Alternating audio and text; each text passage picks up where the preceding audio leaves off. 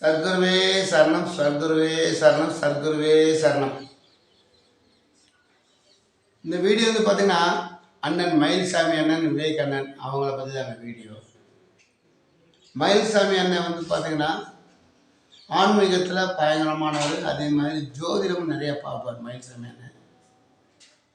விவேக் அண்ணனை பற்றி உங்கள் எல்லாருக்குமே தெரியும். சின்ன கலைஞர், அவர் காமெடியாக பேசுவார் எல்லா இதையுமே. அப்போ மயில்சாமி அண்ணனும் விவேக் அண்ணனும் வந்து ஐயா பார்க்க கோம்பை காடுக்கு வர்றாங்க.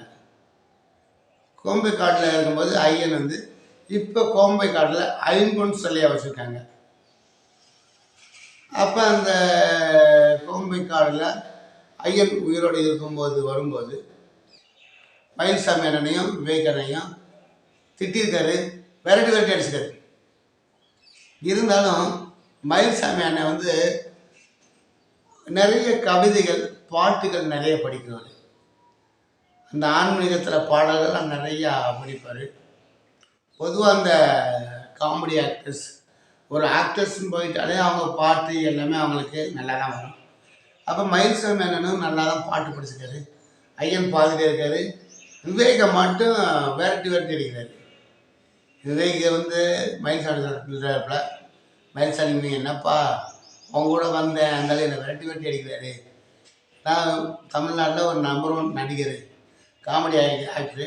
ஆனால் அவர் என்னை பார்த்து விரட்டி அடிக்கிறாரு சொல்லும்போது, ஆனால் உட்காரப்பா, நீங்கள் உட்கார நல்லதாக நடக்கும் சொல்லிவிட்டு 2 பேருக்கும் ஆசீர்வாதம் கொடுத்து விட்டு திரும்ப அனுப்பி விடுவார்.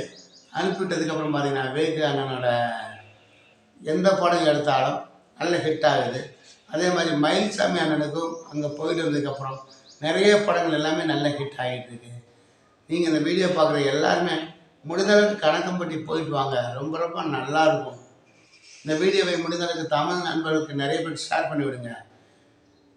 ஏன்னா அந்த தமிழ் நண்பர்களுக்கு நிறைய பேருக்கு ஏன் ஷேர் பண்ணி விடுறதுங்கிறதுனால நிறைய பேர் வந்து பார்த்திங்கன்னா நிறைய பேர் கஷ்டமாக போகிறாங்க.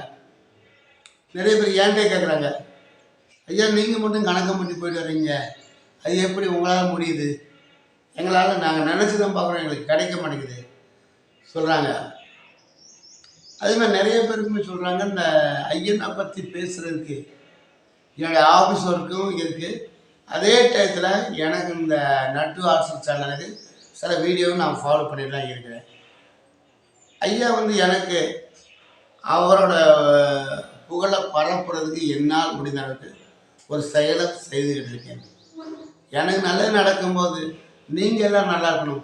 அதே மாதிரி தமிழ்நாட்டில் எல்லா மூலையில் உள்ள தமிழ் நண்பர்கள் யாரும் கஷ்டப்படக்கூடாது, அதுதான் என்னுடைய ஆசை.